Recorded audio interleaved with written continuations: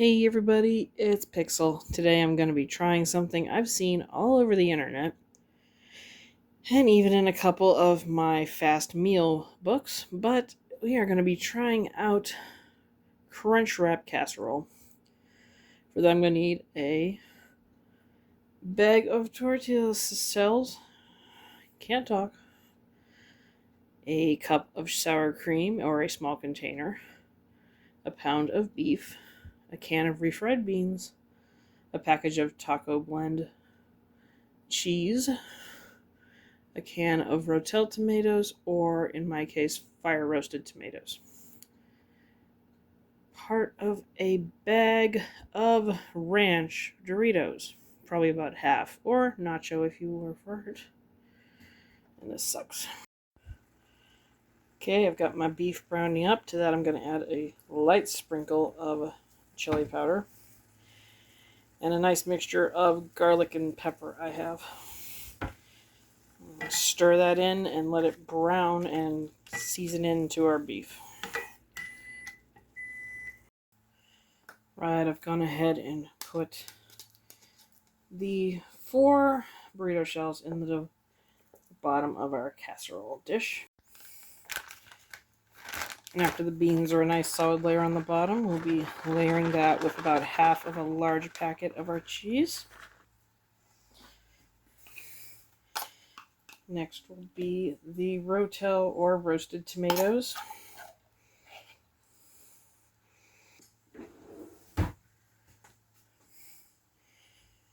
After the tomatoes, take a moment and give it a layer of sour cream. Next will be a layer of the slightly crunched up Doritos. Pour some of that nacho cheese mix and dip over it. I, of course, have queso.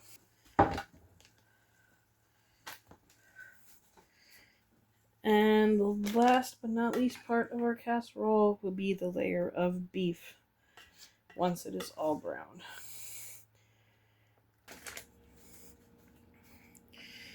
Now I've got my oven preheating at 375.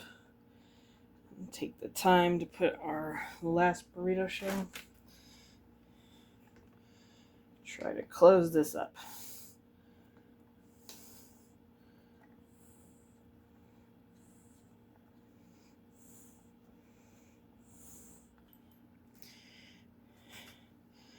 Just for the cooking process, I'm going to be using a toothpick in each corner to hold.